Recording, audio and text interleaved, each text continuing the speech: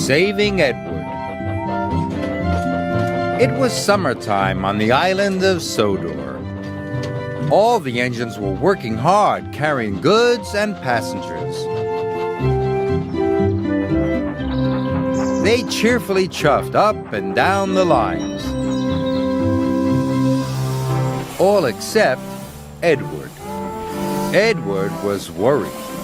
He wheezed as he puffed, and steam hissed out of his cylinders.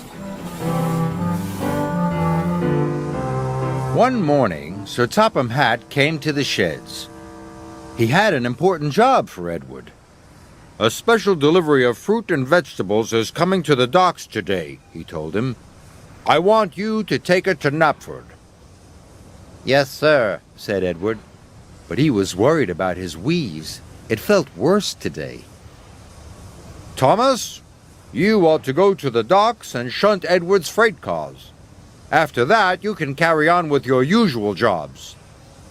"Yes, sir," said Thomas eagerly. Thomas and Edward puffed to the water tower. Edward tried to stop wheezing, but he couldn't.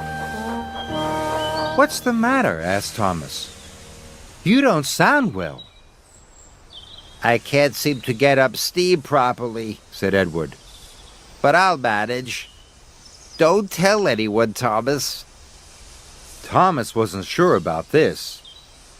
"I don't want Sir Topham Hatt to know," hissed Edward. Thomas could see Edward was worried, so he agreed. He hurried off to shunt Edward's freight cars.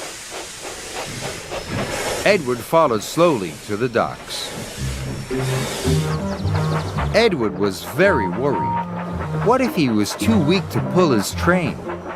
He would be of no use to the railway. He wouldn't be useful at all. Edward shuddered at the thought. "Must keep going, must keep going," he wheezed fearfully. At the docks, Thomas had shunted Edward's freight cars into place for him. Soon, Edward was coupled up and ready to go. "Go on, Edward, you can do it," called Thomas encouragingly. Edward puffed as hard as he could, but the train hardly moved at all. "I'm sorry, Thomas," Edward wheezed miserably. "I'm not a really useful engine anymore. Sir Topham Hatt will have to send me for scrap." Thomas was very upset. He wanted to help Edward. "I'll do my other jobs first," Thomas said. "Then I'll pull the train for you." Edward watched Thomas puff away. He wasn't sure if it was right to let Thomas do his job. Edward felt very worried. Thomas needed to do all his jobs as quickly as possible so that he had time to pull Edward's train. Hurry up, he told the troublesome trucks. "What for? What for?" they snapped. "For Edward," puffed Thomas, and he biffed them crossly. Edward waited sadly by his train. He hoped Thomas would come back soon. When Thomas finished all his jobs, he puffed back to collect Edward's train. Edward was very pleased to see him.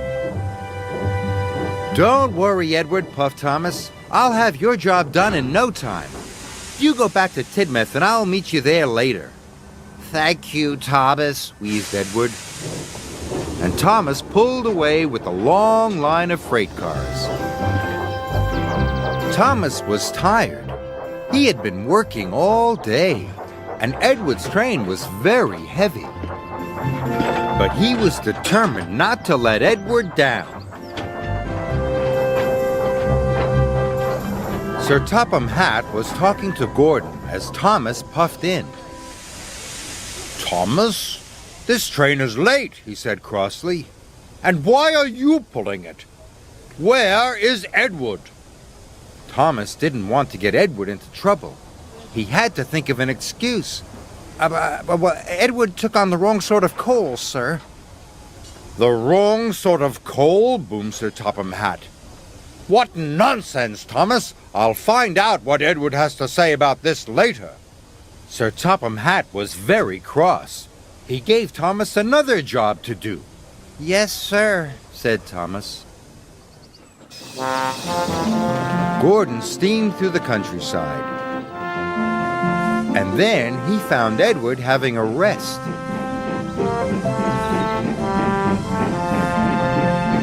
What's all this about the wrong sort of coal? Huffed Gordon. Edward looked puzzled. The wrong sort of coal? Gordon told Edward all about Thomas and Sir Topham Hatt.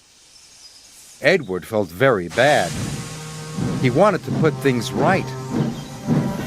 He decided he must go and see Sir Topham Hatt straight away. Edward hissed and wheezed his way to the station. His fire felt feeble. His wheels felt weak, but he battled on.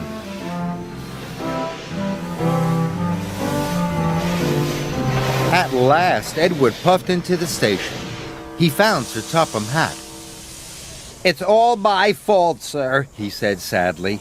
"I asked Thomas not to tell you I couldn't work. I was afraid of going for scrap. I'm very sorry. I should have talked to you this morning." "You should always tell me if you have a problem," said Sir Topham Hatt. "You are a loyal, hard-working, and really useful engine. I will send you to the fitter's yard straight away. You'll soon be as good as new." Edward was very relieved, and Thomas was very tired from his extra work, but they both agreed, even when it's hard, it's always best to tell the truth.